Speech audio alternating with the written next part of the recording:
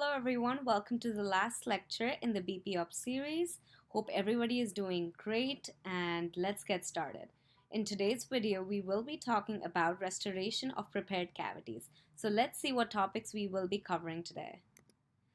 So some of the topics include biomaterials, science and principles, properties, which include composition, color or science, manipulation and finishing of restorative materials, cements, bases and liners, and interim restorations.